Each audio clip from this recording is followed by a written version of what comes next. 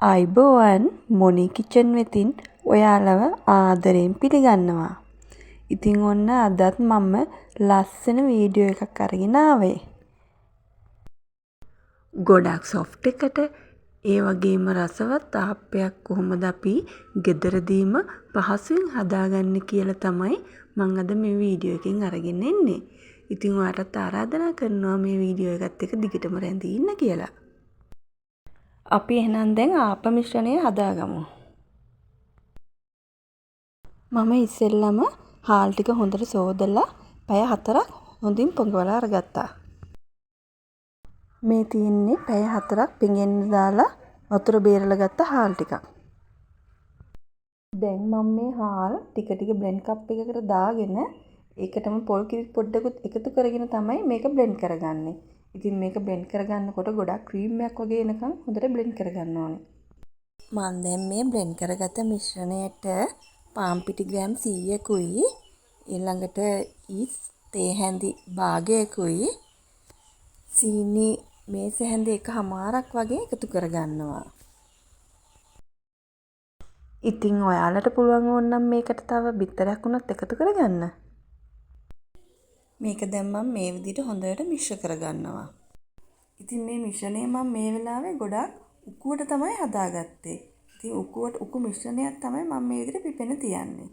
ඔන්න ඉතින් දැන් අපේ මේ මිශ්‍රණය හොඳට වහලා පැය 5ක් විතර පිපෙන්න තියන්න ඕන. ඉතින් බලන්න යාළුවනේ පැය 5කට විතර පස්සේ මගේ ආප මිශ්‍රණයට මොකද වෙලා තියෙන්නේ කියලා. පේනව නේද ඔයාලට? හොඳට පිපිලා තියෙන්නේ මේක. ඒ වගේම හරියම සොෆ්ට්. ආප මැද සොෆ්ට් එකට එන්න නම් මෙහෙම තියෙන්නම ඕනේ. හරි මම දැන් මේ මිශ්‍රණයට උකු පොල් කිරි ටික එකතු කරන ගමන් හොඳට කවලම් කරගෙන දියාරුවට මේ මිශ්‍රණය හදා ගන්නවා. හැබැයි ඉතින් මේකට පොල් කිරි ටික එකපාරම දාගන්න එපා. පොල් කිරි ටික ටික දාගෙන තමයි මේක කවලම් කරගන්න ඕනේ. ඉතින් ඔයාලා දැක්කනේ මම මේකට තවම ලුණු එකතු කළේ නැහැ. ඉතින් මේ වෙලාවේ තමයි මේකට ලුණු එකතු කරගන්න ඕනේ.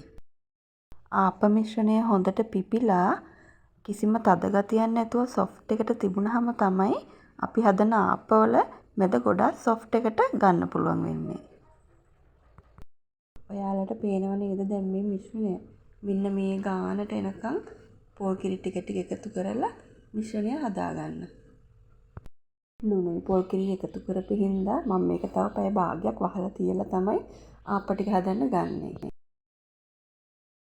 පැය භාගයකට පස්සේ මම දැන් ආප ටික හදන්න ගන්නවා.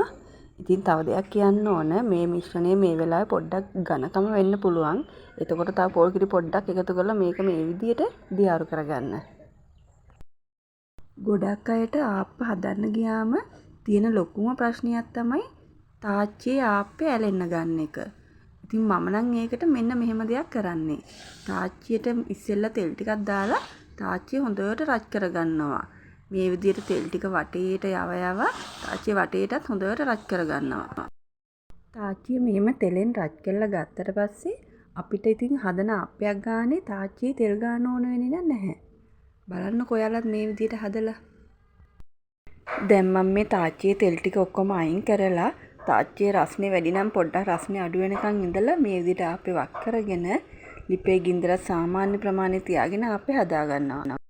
ඉතින් ඔන්න බලන්න මේ ආප්පේ ගැලවෙන අපූර්ව කිසිම කරදරයක් නැහැ නේද? අපි දැන් තවත් ආප්පයක් මේ විදිහට දාගෙන බලමු.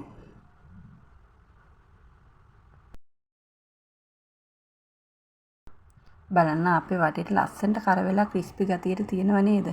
ටක් ගාලා ගැලවෙනවා.